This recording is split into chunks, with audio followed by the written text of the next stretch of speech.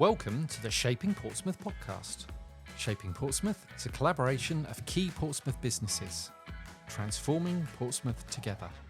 Hello and welcome to another Shaping Portsmouth podcast with me, CEO Dave Humphries, and today I am joined by none other than Steff Jones, our own operations manager. Hello. Steff. So people might be wondering why I've brought you in instead of a normal podcast guest, and obviously you've recorded some of the most recent podcasts as well, actually. Indeed, last week's with Victorious was down to you. This week's a bit of a special one. So this week we are celebrating the Shaping Portsmouth Podcastiversary. Podcastiversary or Podiversary? Right. I hadn't thought this through, actually. It's a podcast, so it's got to be Podcastiversary. Podcastiversary. I'm quite sure that isn't actually a word, but we'll make it one. I don't know where you submit suggestions for the Oxford English Dictionary too, but I think Podcastiversary should be in there. So it's 1 year ago this week since we put out our first in the series of Shaping Portsmouth podcasts. We thought we'd get the two of us together and do a little bit of a celebration of a year's worth of podcasts. Yeah. Talk about some of our favourite moments, have a little look back. It seems standard, if Graham Norton can do it at the end of a series, we should be able to do it. So can you remember how we started the podcasts? Was it not off the back of a digital resilience podcast? It was. So the idea first came, I think, from Lisa Gibbs, who's our amazing business digital resilience BDR program lead, because they wanted to do a business digital resilience, and so we recorded the trial podcast. Was actually one of the university professors talking about business digital resilience. Resilience. Can you remember his name? What's the point? Can you pronounce it? Doctor Karagianopoulos. Karagianopoulos. I knew it was something Greekish. Yeah. So that went out several months before we actually started the podcasts as a bit of a trial, just to see if it would get any interest. And it does to date remain our most listened to podcast with 172 listens. And we'll come back to maybe the top 5 after that a little later on and see what they are. See if you can guess them, because I know what they are. But yeah, that was our first one. But it stemmed from the first time I came over to Spark to be shown around the Spark community space by Becky Simmons, and she then said, "Come and have a look in this cupboard," which is where we're currently sat. Yeah. And inside there was a podcast studio. Now I have it in my head that it was Steve O'Neill, someone who comes to quite a lot of shaping events and does a lot of business stuff around the city, that set this studio up for them. Yeah. But Becky was showing me how the console worked and all the sound effects on the buttons, and we were playing with it. And unbeknown to me, she recorded it all and put it on LinkedIn. So if you want to go back into the depths of time on LinkedIn, I'm sure you can find that recording of Becky and I messing around with the sound effects buttons. And I won't dare play with them anymore because I'm worried about actually stopping the recording or anything like that. But so that was our very first one. But can you remember what our first one proper was? Was it you and I doing an introduction to shaping? Was that? You're not far off. No. We did two podcasts in one hit, and we did the team. Oh yeah. In two halves. Yeah. So the first one was you, me, Marianne, and Kirsty, and the second one was Susan, Robin, and Matt. Right. They were the first two. Yeah. So they went out. Now, and what was born in those two podcasts was our little theme of, at the end of the podcast, at the end of half an hour of us rambling around about rubbish, making a recommendation, bringing it back to Portsmouth and making a recommendation of somewhere to go, something to do in Portsmouth. Can you remember what you recommended in that very first podcast? I imagine, if I was being genuine about it, I imagine I went for Old Portsmouth or something along those lines, somewhere down that end of town, I imagine. That's not bad going, actually. Your recommendation was Old Portsmouth. There we go. Full stop. Yeah. Can you remember what mine was? Fratton Park. No, it wasn't. It was Gunwolf Quays, actually. Was it? Okay. Yeah, I recommended Gunwolf Quays. Yeah. And which also was then subsequently recommended by somebody else we know, our then summer intern, Imogen Hanbury. Oh, right, yeah. Imogen also recommended Gunwolf Quays. Now, Old Portsmouth has featured in a number of different guises as a recommendation since by different people, but we then subsequently record podcast 8 was us again, but it was just you and me. Do you remember podcast 8? That was rather off the cuff, wasn't it? It was rather off the cuff. Yeah. It was events. We did a shaping events podcast. It was, yes, and it was, we got a date wrong and therefore changed the date of the event, I think. Matt, at that point in time, it was easier for Matt to change the date of the event and edit the podcast. So, talking expletive deleted for half an hour, I think. Yeah. But so we did that podcast. Now, rather a bizarre one, because it was like podcast 8. All of those events are long gone, and we were just looking through the figures, and that's still getting listened to. Yeah. In the last couple of months, it's had like nearly 5 listens. Somebody out there has got a fetish for one of our voices then, because that was absolute rubbish. It was.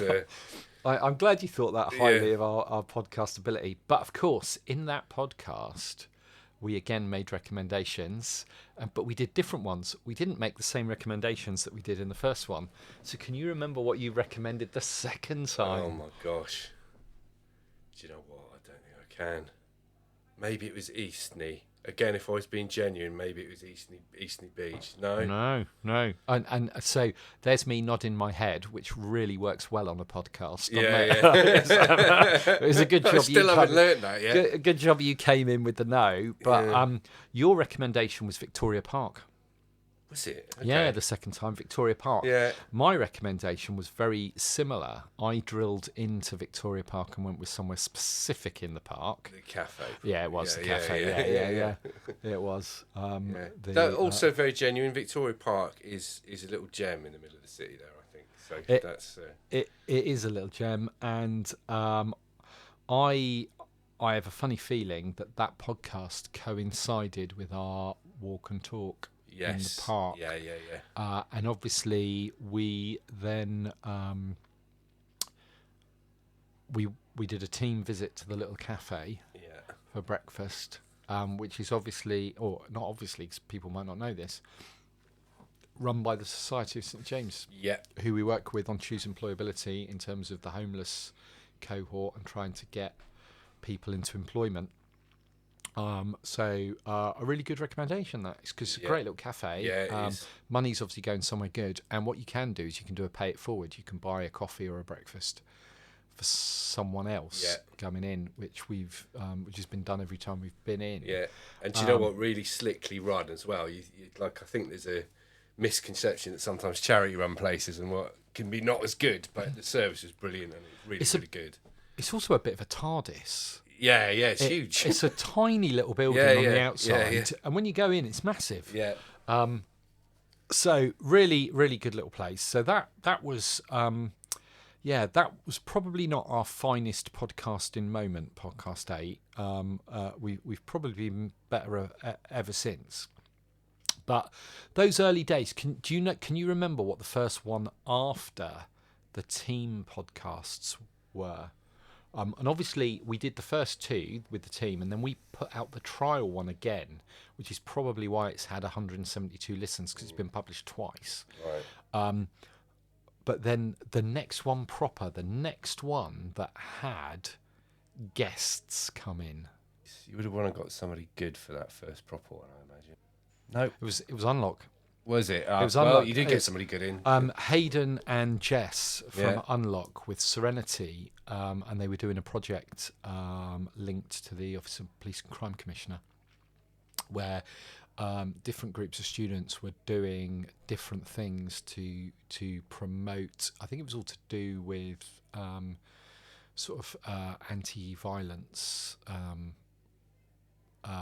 messages. Yeah. And one of the groups was doing a podcast. So they wanted to come and have a look at the podcast studio. So I said, we could do better than that. We could go and record one. Yeah. And that's what it was about. That was the first one proper. Then it was Imogen. Then Jodie Goodchild. Yeah. The award-winning Jodie Goodchild. The award-winning Jodie Goodchild, who wasn't the multi-award-winning Jodie Goodchild at that point, because that was before the whole barrage of awards went her way. And that was a really good early podcast with Jodie, just talking about her journey into business and LinkedIn. So that would be the first one that I'm going to highlight as a favourite podcast, because I think people already know that at Shaping we do like Jodie. She does some amazing stuff with our business community and support around lead generation on LinkedIn with the workshops. So let's just have a little listen to a bit of the Jodie Goodchild podcast. It's a really interesting one. So the reason I wrote my book, and the reason it's called The LinkedIn Revolution, The Future of Sales and Marketing, is because as much as it pains me, because I would champion cold calling until the death previously, because I knew it worked. I was really good at it. If you gave me any lead, I would be able to get an appointment by cold calling. I'd mastered my art. However, when I was headhunted for a role, which was head of global business development for a local global software company, and just as I started the role, COVID hit. So I had, before that, known everything about cold calling, and I knew there wasn't a product on the planet that I couldn't get a team or me to make 20 calls an hour and we would get appointments. But you couldn't cold call anyone because nobody was at home. Right. So I was like, I've just been given this new job. I've been headhunted. How am I going to get, how am I going to generate leads?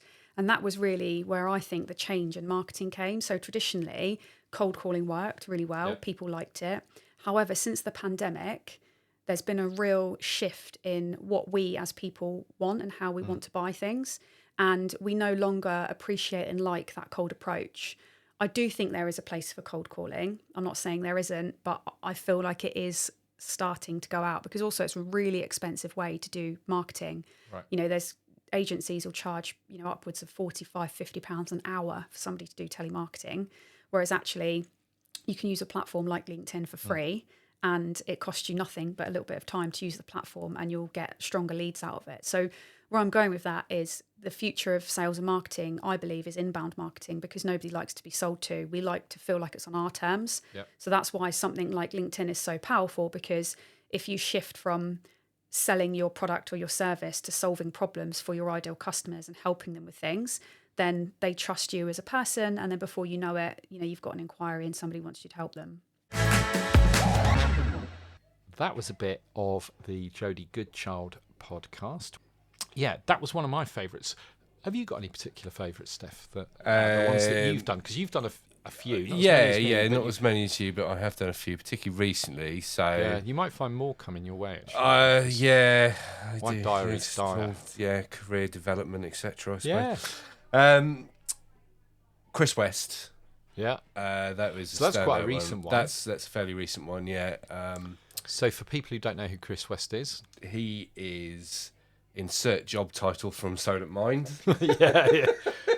What his actual job title is, I'm not quite sure, but he works for Solent Mind. Yeah, he works for Solent Mind. Chris is Solent Mind. Yeah. So, I think the kind of well-being and stuff I always find quite interesting.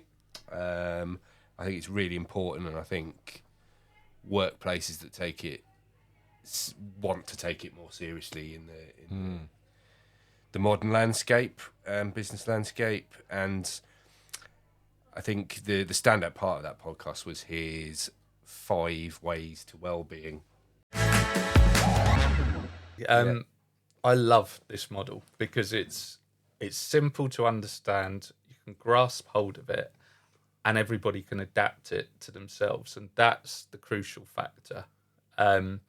So the 5 Ways to Wellbeing model was established in 2008 by the New Economics Foundation, and they looked at all of the facets of life, whether that be in work or out of work, about what brings us that well-being, because the word well-being can mean so many different things to different people, so you have to make it individual.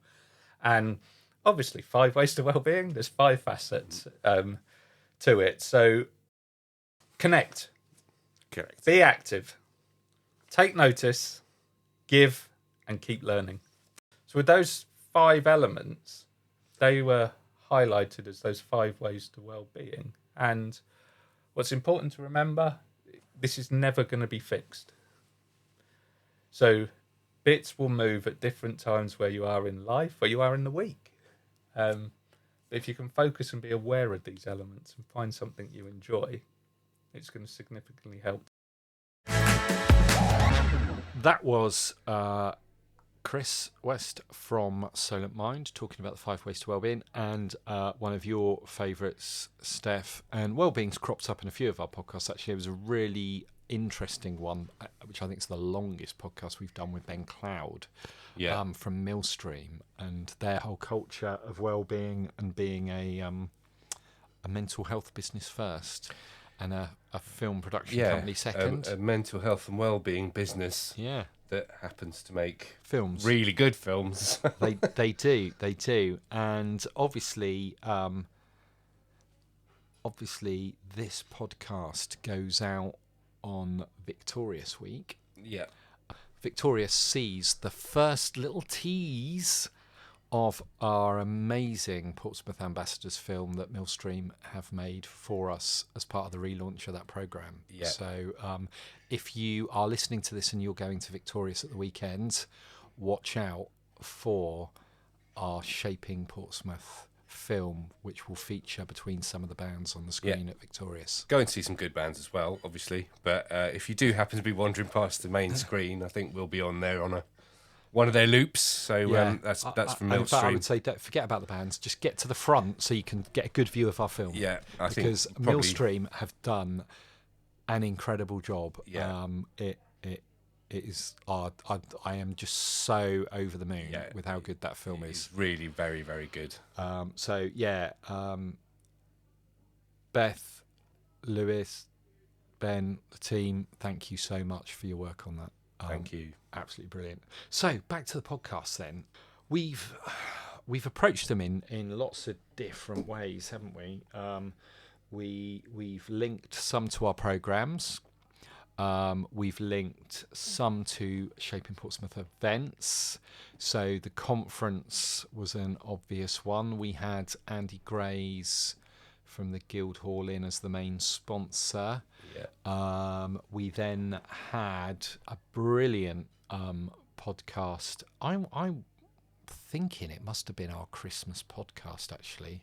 It was the last one before we took a week off for Christmas break, with the Mary Rose team. Ah, yes. Yeah.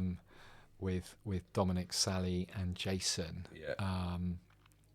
And brings me back to the film, because Dominic features in the film, and you can't help but get his passion for the city. He should probably have his own TV show. He should. But we then did something really different at the conference, didn't we? The conference was our first live recording of a podcast, which was Ben Ainsley and Roy Bedlow from Sail GP. Yeah, Sail GP. Got it right the first time this time. So obviously, Sir Ben Ainsley. Sir Ben. CEO of Emirates GBR team. Yeah. and Roy Bedlow, CEO of Low Carbon, who support not only Team GB but also the whole Cell GP cohort around that carbon neutral piece. And that was really interesting, actually, because it was more about their foray into STEM education and the need to inspire young people to be the sustainability and low carbon engineers of the future by using sport as a lever to inspire people in STEM subjects. Not what I was expecting in terms of let's just come and promote our sailing event, but actually some really serious stuff, and the links to the 1851 charity who exhibited at the conference, and there would have been many people in the room that were listening to that. So let's just That's probably the highest listenership, really, because it was live. So hey, do you know what?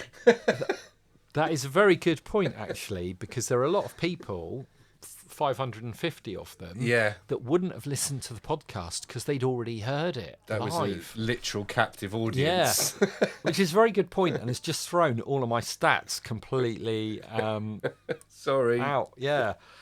But I tell you what, let's have a little listen to Sir Ben explaining what Sail GP is all about.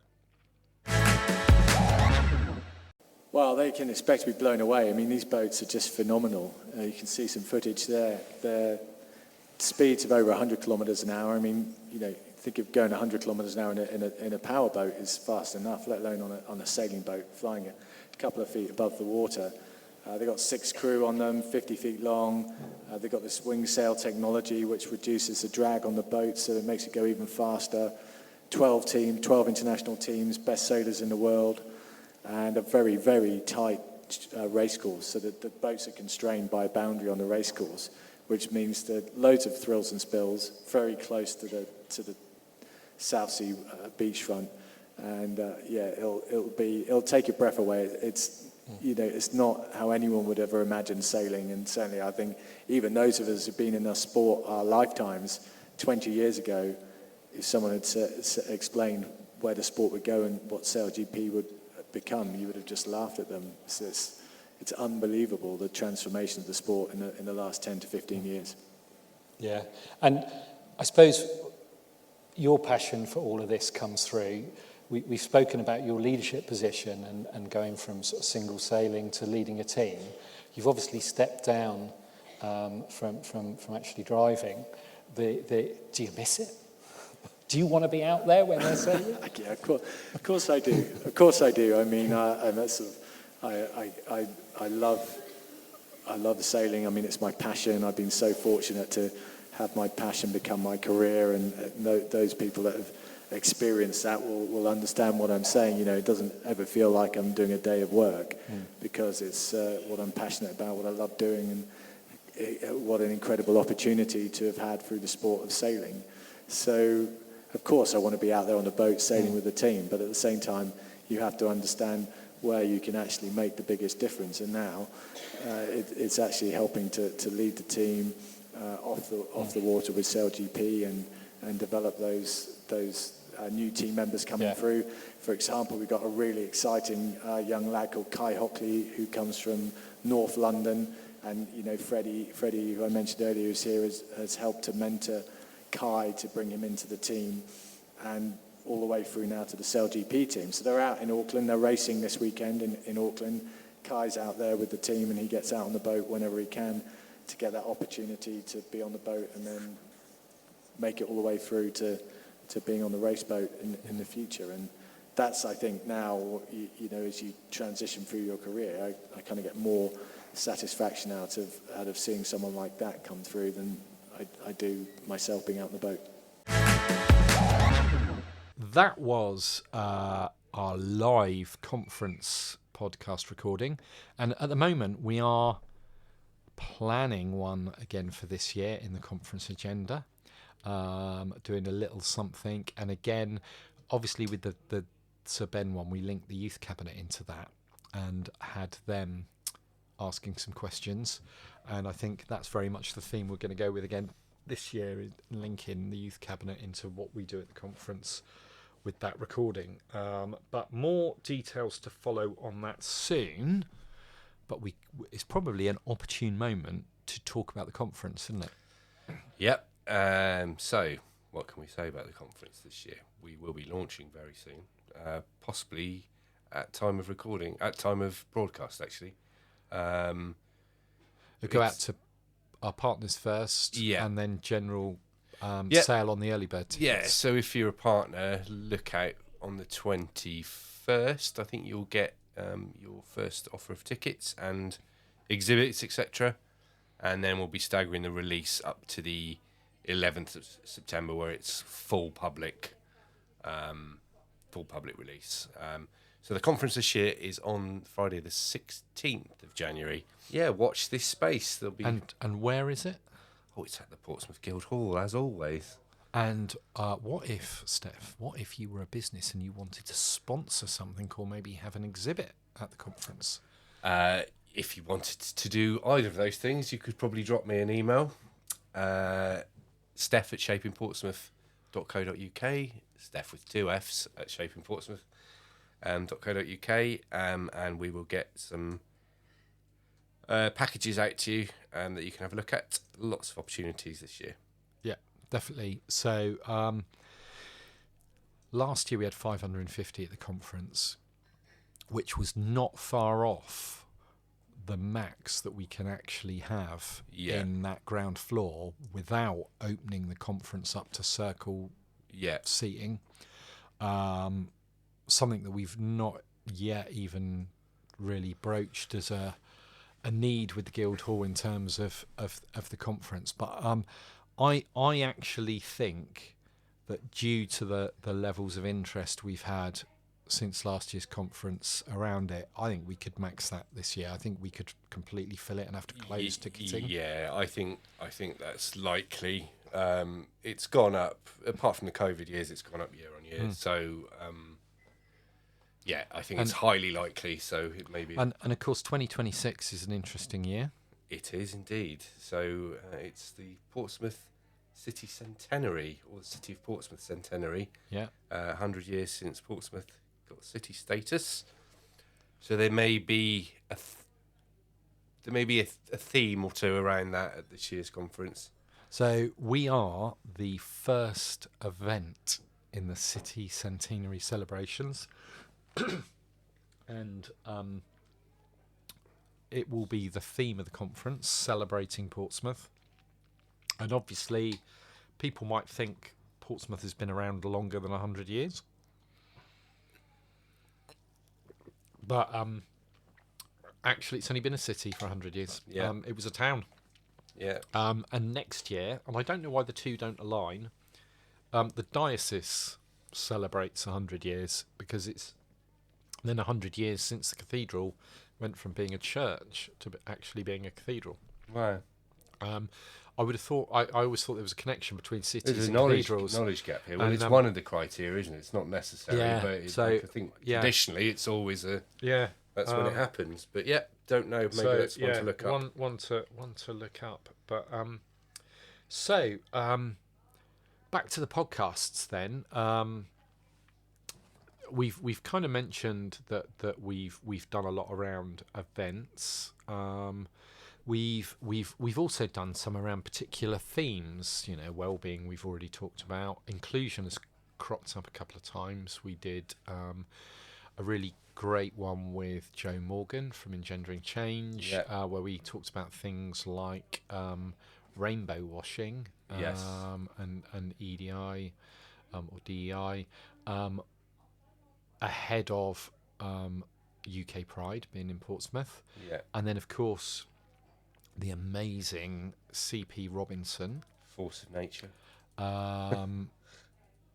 Talking about all sorts of things, including the fact that his first name is actually CP, and it doesn't actually stand for anything specific. It is just his name, CP.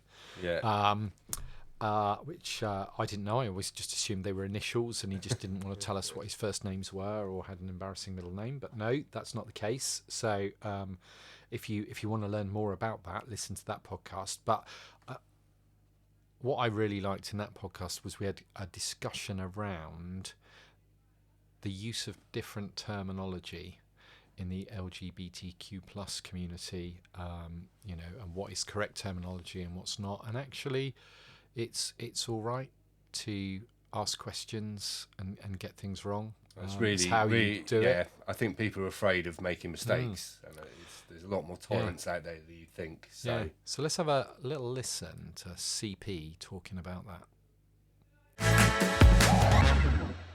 Even LGBT isn't the original acronym that was used. It used to be GLBT, gay, lesbian, bisexual, and trans. Yeah. And it was a movement that started out of San Francisco to change the order of the acronym, specifically to put L first, to put lesbian first, because of the incredible care that lesbians, sapphic women, dedicated to predominantly the gay community during AIDS. Yep. That was why we changed to LGBT in the first place.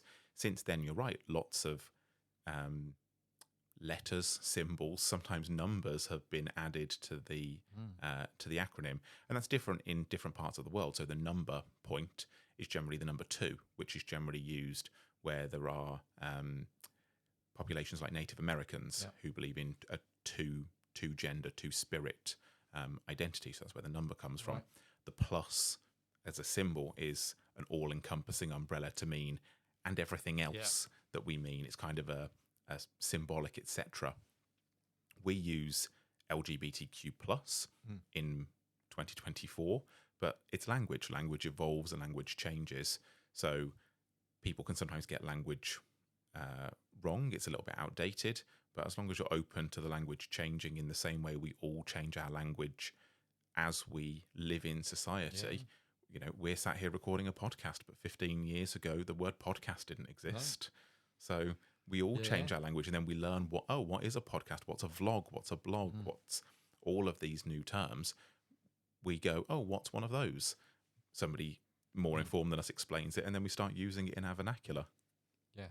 So certainly from the Pride perspective and the coverage of the Pride Trust, the correct terminology is the LGBTQ plus community rather than the gay community. Yeah, we would use, as Portsmouth Pride, we would say we represent the LGBTQ plus community.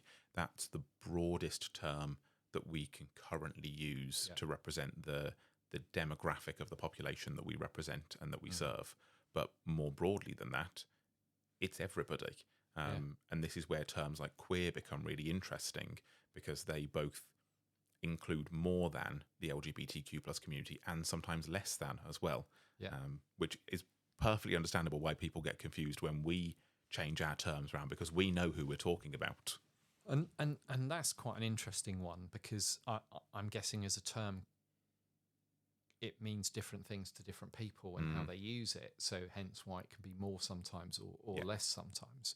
But actually, I would immediately feel uncomfortable using the term for fear of it being offensive. I've kind of just been brought up to you can't say that to someone. But actually, I'm hearing it used more and more. Yeah. So how does that work? Is queer an offensive term or not? To some people, it probably still is, which is why it's sometimes less than the LGBTQ plus community as a definition, because we as a charity and in any of our work would never define somebody by a term that they wouldn't use to define themselves. So you particularly get older people in the LGBTQ plus community that wouldn't use the term queer, really because they remember it too much with the negative connotations of schoolyard bullying in 70s, 80s, 90s. That term queer wasn't used in that way. So that was CP and myself having a little chat around terminology. So back to you, Steff. Any other favourites out of the ones that you've done? So I get what else have I done? Tying into Chris West, another kind of well-being one, was Julie Gordon. She was talking. Yes.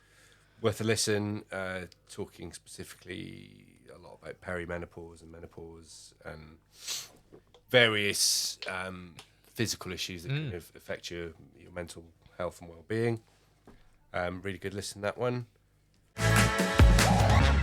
I've always been the go-to chick. Ever since I could remember, I've always been the person that people come to. And I didn't think anything of it, really, until much later when I had my 2 sons. And I felt as if I needed to do more as a parent. You normally find that you want to do more. And it was, if you said to my oldest one, oh, that picture's really good, or you've done that. But he wouldn't he wouldn't be able to think, actually, yeah, I did a good job. So I started to do mindfulness courses, and I then went into actually being able to teach mindfulness. So they've grown up with mindfulness, and people were asking us what we were doing. So I was saying to them, I'm using mindfulness. I've got tools and techniques that I've sort of come up with and that I've been using, that I've learned, and they were like, my son said to me, people keep asking you what we're doing. Why don't you put it online?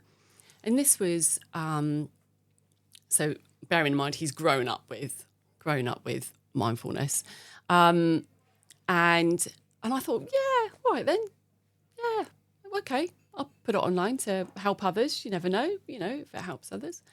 So I started to do that as well, and then I was getting people contact me saying, oh, that was really good, that really worked. And then another occasion, it was like, oh, wow, I really needed to hear that at that point. That was really helpful. I just thought, oh, wow, that's amazing.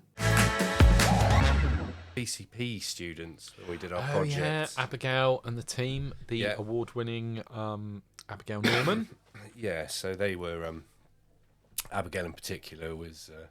Abigail, Gus and Salish. That's it, yeah. They did our business consultancy project with the university. Again, I'd recommend any businesses out there that want to get the students in consulting on any topic, subject you can imagine. It's a really good experience. So that was a great one. And then recently, and also tying into when this goes out, we did Victorious. So we had Tiff and Shola from the ops team at Victorious. Really interesting chat, that one. Particularly the kind of diversity of roles and the career path that both of them are taken. You wouldn't believe how many different jobs there are in a festival from all kinds of sectors, and it's just kind of almost like a little town on a smaller scale, just for a weekend that you have to create and maintain. Coming up this weekend, very excited about it. So you've seen the lineup. Who are you most excited about seeing on the lineup, Steph? I'm gonna go because they're at one of my first ever Glastonbury's that I went to. Is Travis. Yeah. Younger listeners may not remember them, but great Scottish indie band from the late 90s, early noughties. Brilliant. And Chris McCausland in a comedy tent. Well, not in the comedy tent. Comedy stage now. It's going to be on the main stage. Chris McCausland. Yeah. So yeah, no, that's a good shout. It's a great lineup. There's some really interesting. I'm really intrigued to see what Queens of the Stone Age are going to be like, because I only know a couple of theirs, but I think that could be a really banging headline set. And obviously there's been that switch now with Kaiser Chiefs as the support for them, who are always great in a festival. But I think the ones I'm particularly interested in seeing, like you are going with Travis on the Saturday, for me, Vampire Weekend, I'm quite intrigued to see. I've never seen them live, and as a newer band, and I only know a couple of their things, but the Last Dinner Party. You're done some more good up on stuff than me, I think. Yeah, it's me being the younger generation stuff. No, I'm there with current music. But also going back in time, I mean, Star Sailor, always a great one. James Walsh was there on the Under the Tree stage last year. I watched that. In fact, I photographed him there. He's always really, really good, but he'll be there with that. I think Jamie Lawson is also on one of those smaller stages. He could be quite interesting. And I reckon the Mel, this is one for Jodie again, Jodie Goodchild, the Mel C DJ set could be quite banging on if the I'm Castle stage. I'm gonna hang my hat on the late 90s, early noughties stuff and go for Nelly Furtado as well. So, yeah. And even do you remember Top Loader? Yeah. Top Loader. I think they're on the Under the Tree stage, one of the small ones, and you won't even remember Betty Boo, will you? You won't even know what I'm talking about. Betty Boo just doing the do. Yeah, you remember that? Yeah. You're older than I thought. Right. Anyway, so victorious. So we digress. Anyway, back to our podcasts. So, lots of interesting guests. And clearly, with a year's worth, we can't go through them all. Let's focus in on the most listened to ones. So we've already talked about Dr. Karagianopoulos as our most listened to one.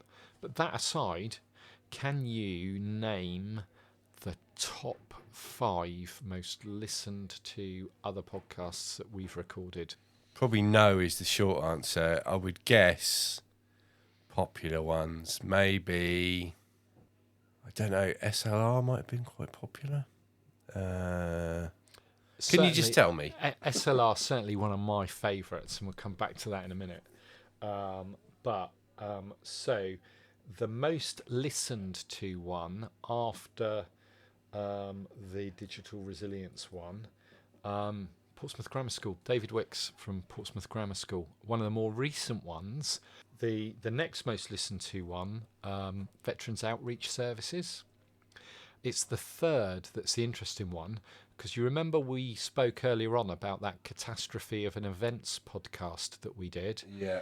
That is the third most listened to podcast that we've done. That's ridiculous. Don't listen to it. And people are still listening to it, even though it is about forthcoming events that have already happened, because we recorded it nearly a year ago. Yeah. So really, really bizarre. So our podcasts, we tend to average about 60 to 70 podcast listens a week at the moment, across all of them. So that one is still going up. It's still being listened to. And then we have the Mary Rose one, the Christmas one. Yeah. And then Apprenticeship Bus with Simon Ingram and Chloe Bolton. Yeah. So out of those, there's one I want to revisit as a favourite, and we've mentioned the conference and we've mentioned him already because he's so passionate about the city. But let's just have a quick listen to Dominic Jones from the Mary Rose Museum talking about the Mary Rose. What makes our museum and our collection so unique is for 99% of it, it's authentic and real. It's like Britain's Pompeii or Tutankhamun. Yeah. We try and sort of work out what we are. We call ourselves we call it RX. RX is we are the custodians of authenticity. Yeah. So everything is real. The only thing that isn't is how it sank, because we just don't know. There are lots of reasons. You know, we've got the coded notes from one of the ambassadors sent to the popes and the kings of Spain. We've got the French loan, very unlikely account that they had something to do with it. Yeah. We've got the captain, a family who tried to defend him and overheard the admiral overheard. We've got so many different views. I think your theory is probably correct, that probably the gun ports were open, there was a gust of wind, and when you come to the museum and you come face to face with King Henry VIII, and then you do 1545, where you walk on board the ship we try and recreate that moment. But we don't know 100%. But you're right. But that is one of the theories. To be clear, I it's nice that you've attributed that theory to me all of a sudden. But the reality is, the last time I came into the museum to attend one of your board meetings, I bought a book on the way out, and that's brilliant. where I got it from. Yeah. It should say that's what we think, but not 100%. But so it's interesting because you've made a couple of points there, especially sort of the Portsmouth Pompeii or Tutankhamun, because there's a lot we learn about naval warfare. So, I mean, my understanding is it's a Carrack-type vessel, so you've got the high front and back castles. You've already referred to the bow castle. You've got big castles either end. You've got these very big, tall vessels that are sort of fortified at either end. And I think the Mary Rose was one of two particularly big vessels that kind of led the defence against the attacking French fleet.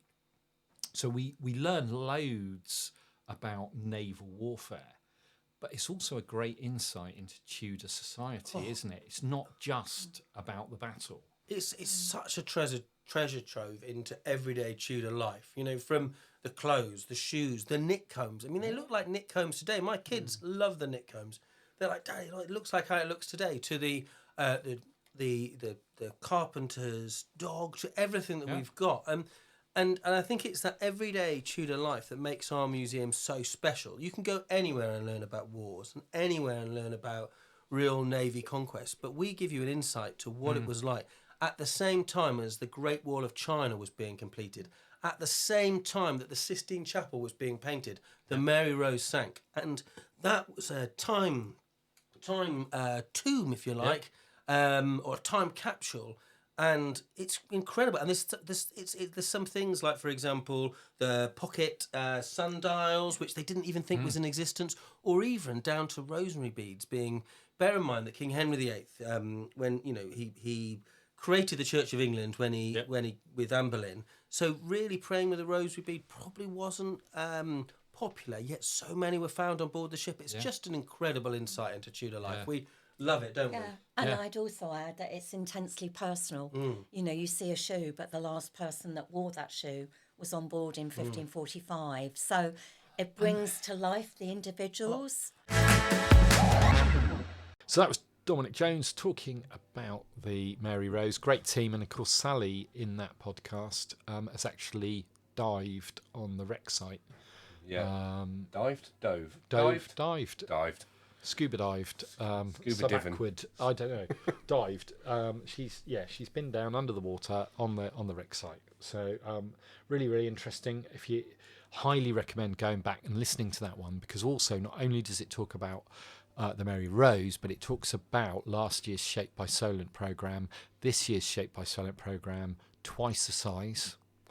The gauntlet has been thrown down by the Mary Rose Academy, or in fact the Solent Academies Trust, to some other SEND providers. So City of Portsmouth College, Havant and South Downs College and the Harbour School are matching the 6 teams from the Solent Academies with another 6 teams. 6 to 12 overall. Teams. So that's going to be overall. interesting this year. And it could, anyone's competition. And we're still looking for a few more mentors for those teams. So if you want to get involved in that programme, it's going to be much, much bigger at the conference this year than it ever has before. Do get in touch with us. Other favourites, I mentioned Sarah and Tatum, who again we've mentioned a number of award-winning people. Definitely those two. They got the big one this year, didn't they? They got the big one and the little one. They won Small Business of the Year and Best Overall Business. In what was an amazing Portsmouth News Business Awards evening, which also saw Lulu from Love Portsmouth getting the Outstanding Achievement Award, and we absolutely love the Love Portsmouth shop. But let's just go back and have a little listen to Sarah and Tatum talking about that award win. My mum actually read the booklet and was like, "Oh, there's an overall winner where all the award recipients go into." And we were like, oh yeah. And then I was like, "Well, there's Mountjoy in Yeah. there, all the bigger ones." And I was like, "Well, we're not going to win that. There's no way, compared to those big businesses." So that was shock. That was shock. How was it? Do you know what? I don't think we you could came see it in our down face. from. Still don't think we have come down from. Well, do you know what? Cloud9. I forget. And then you go there standing proud in our local office, and I went in there yesterday to sort out something in the little space at the back. They're such beautiful trophies. And I was like, oh God, I forgot. Not that you know. And then you're like, oh God, it was amazing. Yeah. It is kind of a blur. It is, yeah. And not because we were the only table, may I say, with wine bottles still full on our table. Yeah, we weren't drinking that night, were we? Yeah, so it wasn't because of that. We had just come back from Liverpool as well, hadn't we? Oh, so we've been God. up to Liverpool. And so that's another thing. Yes. When your diary's so busy, as I'm sure you know, you get to dig deep, actually, because we knew it would be a lot of Thursday networking. evening, you were like, oh, come on then, we can do this. So it was, thank goodness we did. Thank goodness, yeah. Put our glad rags on. Definitely. And again, I had the joy of watching your faces Yeah. again at that moment. That was genuine. That was tenfold shock, wasn't it? I think that moment, that as I said earlier, the end to the whole evening with yourselves and then Lulu Whitmore getting the outstanding achievement. So award what's really was lovely such is a great end.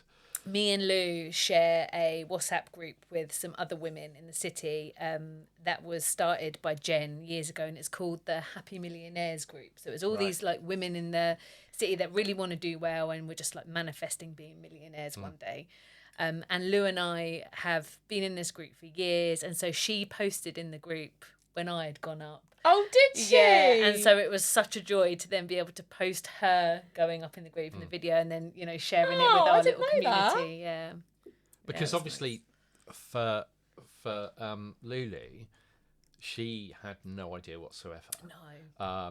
And the picture of her face. She wasn't on the nominees list, so was invited as a guest to the council to get her in. Oh, really? Thank God she said yes. Yeah. So she was in the building, and there's that brilliant picture of Yeah. Jane Lemaire and Yeah. Yvonne Oh, Clay yeah. either side reacting. Yeah. It is fabulous. But yeah, so at that moment, that is a big achievement, that award. That's does not take anything away from that. And it was, the competition was enormous. And there was so much debate around all of the awards. So what does that actually mean to you, winning that?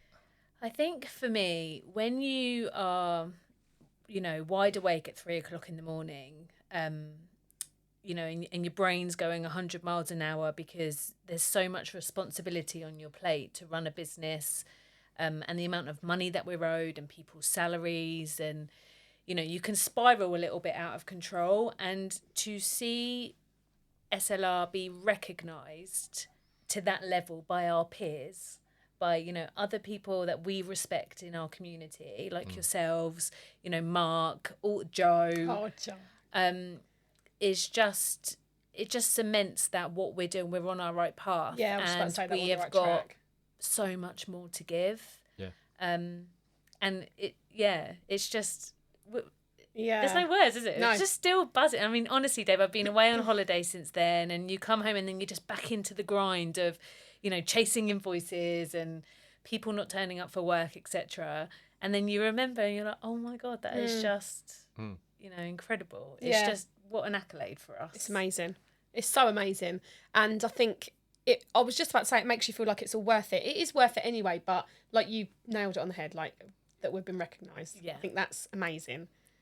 Because it's not easy. It's not easy to run your own business and to grow it to this level. It is, you got to have thick skin. You got to make some hard decisions sometimes. And there are moments where it can feel really fragile. Like you can, if one of our clients was to go bust, that would have such a detriment effect. And, you're just kind of always wishing. Yeah.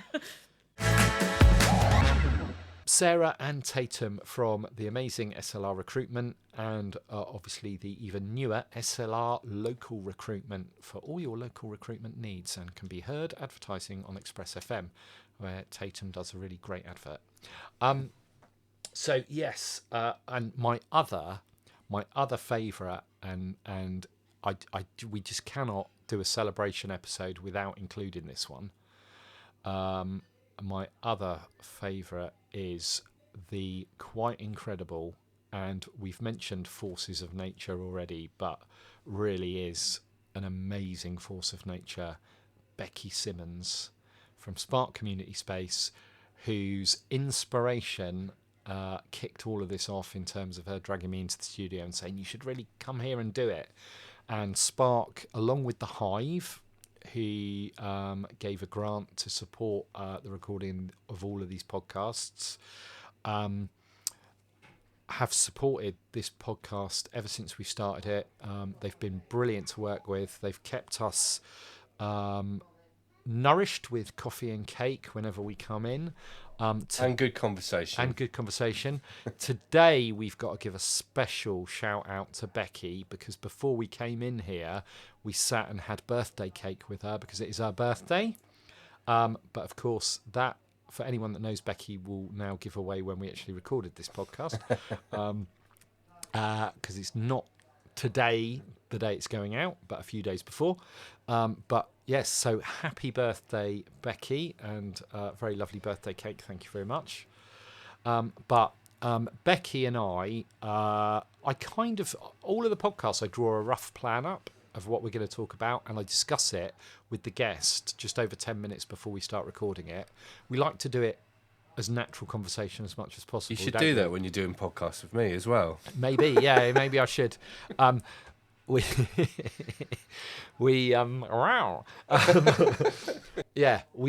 to plan it out, and I'd done a bit of that, and Becky said, no, forget that, let's just talk, let's just ignore the plan. And so we did, and within about 30 seconds of starting the podcast, we'd gone off on a complete tangent and started talking about what our names should be on LinkedIn, whether we should be Becky and Dave or Rebecca and David. And as a result, Becky changed her name straight after the podcast, because the view in the comments was that we should go with the shortened familiar versions that people know us by. So she changed hers from Rebecca to Becky, and I didn't. David on LinkedIn. I'm still David on LinkedIn, and even Jodie, the award-winning LinkedIn expert, chipped in and said you should go with your familiar names, and I've ignored that advice. So I am today, and as this podcast goes out, I'm going to change my LinkedIn name to Dave, as that's what people know me by. The artist formerly known as David. Yeah. So let's have a little listen to a rather mad conversation between me and Rebecca Simmons talking about whether we should be Rebecca and David or Becky and Dave. When we first met, I really struggled calling you by your name, didn't I? You did. It's like, my son's called David, and I'm going to call you David. It sounds very disrespectful to call you Dave. And that was our first conversation. Yeah. Well, I don't mind that, especially not from you. But it's one of those things where normally it's my mum when I'm in trouble. Yeah. David! It's true. And it's like, for me, it was like, I can't call you Dave. That's very disrespectful. And I remember that's our very first conversation. Yeah, but I don't mind. So I'll call you Dave. I feel like I'm down the pub now. All right, Dave? All right. But then I'm the same. If you called me Rebecca, I'd be like, what? I've never been called Rebecca. Yeah, and do you know what? That hadn't even occurred to me, because I've always known you as Becky, but of course, it's pretty obvious. But I know, but it's like someone said to me, "But why don't you call yourself Becky on LinkedIn?" And I'm like, I never even thought about it. Are you David on LinkedIn or I Dave? am actually. I'm David on LinkedIn. It's weird, isn't it? Yeah, I don't know why I've done that. I know, but I think make any sense. I just think my name is really Rebecca, so it's like that is my name. Yeah, there's a whole conversation to be had with Jodie Goodchild, my LinkedIn advisor, on do you reckon we should how ask I should Jodie? name myself. Yeah. Jodie, Oh, that dear. should be that next LinkedIn thing that should be talked about. Should you be known by what everyone knows you as, or your official birthday? Yeah. Jodie Goodchild, we're coming for you. Yes. So there we go. That was Becky Simmons and myself talking about what our names should actually be on LinkedIn. And if you want to listen to the most bonkers podcast that will just fill you full of joy, especially if you're having a down day and you want a bit of happiness, have a listen to that one because it is absolutely brilliant. Steph, there are so many other podcasts that we have not even mentioned. I can't even whip through all of them and give them a shout out because there's too many. So let's focus in on some of the recommendations that we've had. Do you know what the most recommended place is on all of our podcasts? I don't. I might guess it. Old Portsmouth actually. Yeah, but you're going to tell me anyway, so... I'm going to tell you you're right, because I've looked it up. Because what we have done is the fantastic Chloe, who works in our team, has gone through every single podcast and has taken the recommendation from the end and put them all into a document. And so to celebrate our Podcastiversary, we are going to share on the website, and the link will be in the notes below this podcast. We are going to share the list of every single recommendation that everyone has made so far of somewhere to go, something to do in Portsmouth. And from that bit of work, I now know that there are 2 places that have each had 3 recommendations. One is the Briny. Oh, okay. Yeah, really good. And the really other good. we have already spoken about, because I am one of the people that have made that recommendation. It's the cafe in the park. Right. It's also had 3. Wow. Okay. I mean, that list would be a great whistle-stop tour of Portsmouth if you were to just go around it anyway. But that's yeah. It is, and some of the highlights on there, you know, Fox's Forest from Matt in the team. The Hayden from Unlock, the Millennium Walk, the Sarah Woods. Now, Sarah, that was another great podcast because there was a huge risk that she might have actually given birth during that podcast. She was so heavily pregnant at that point. Yeah. She recommended the Southsea Play Cafe. Vanessa Busfield and Neil Chapman both recommended the Hovercraft. Jason, I want to do one of their tours. Jason from the Mary Rose, Fratton Park, which you thought was mine. I thought it would have been a dead cert for you. Yeah, no. So we can't go through them all. No. And rather than make some recommendations ourselves today, because we've already done 2 each in previous podcasts, let's just have a little listen to a few of those other recommendations that have been made. I think one of the highlights of the city, I mean, there are so many, but one of my favorite things to recommend is the D-Day Museum, because you can see the entire story of the Second World War done in the most incredible tapestry. That aside, the D-Day Museum have also the landing craft next to it. Yeah. They have an excellent cafe where the food and drinks are great. It's right next to a beautiful park, so people who just want to be out in the fresh air walking around. And then, of course, there's the Millennium Walk along the seafront. If they don't want to go shopping, if they don't want to go to museums, if they don't want to go on excursions, just go for a walk along our seafront. It's brilliant. Well, I have to say, Dave, one of the things I love about the city is, although we live outside it, we were, and still one day hoping to move into the city, we love the South Sea. Won't surprise you about that. No. But I'm going to point to a little restaurant who my wife and I go to, if not every week, every other week, called Sisters, right opposite Waitrose. Okay. Really personal space, fantastic quality of food, run by people who really care about food. So I just think it's fantastic. Yeah. It's easy food, but always good. Okay, my recommendation locally would be a place called the Salt Cafe in Porchester. Yeah, a friend of mine asked me if I wanted to come to breakfast, and I was like, okay, I thought we were just going to go to a greasy spoon somewhere. Yeah. And I thought, where are you going? We went Porchester, and like this little tiny little lane, and all of a sudden there was this cafe on the beach. You got the people walking their dogs, and it's so nice. The staff are friendly, the menu's varied, beautiful place. I can imagine it being packed when it gets warmer. Yeah. Very popular in the summer. Great breakfasts. Really, really good shout. I've got so many. Portsmouth's a fantastic place in terms of its diversity of natural spaces. Talked about Portsdown Hill.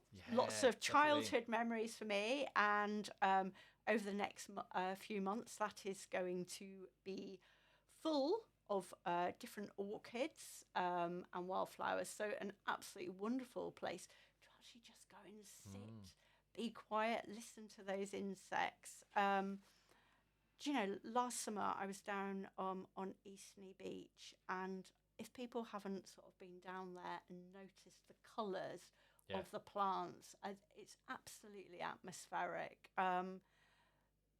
If it's hot, Fox's Forest is fantastic as a cool space, isn't it?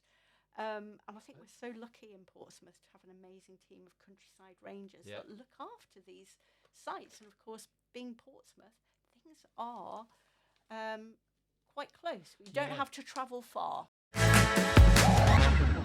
So I've been thinking about this because I knew you were going to ask me, and there's all sorts of things that cross my mind, but I'm going to go very vague now and very general. So something my wife and I love to do on at least 2 or 3 occasions during the course of the year, and I see you smiling at me because you don't know where I'm going with this,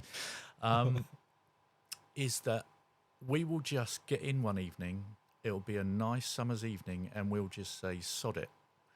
Let's not cook dinner, let's not go out to dinner.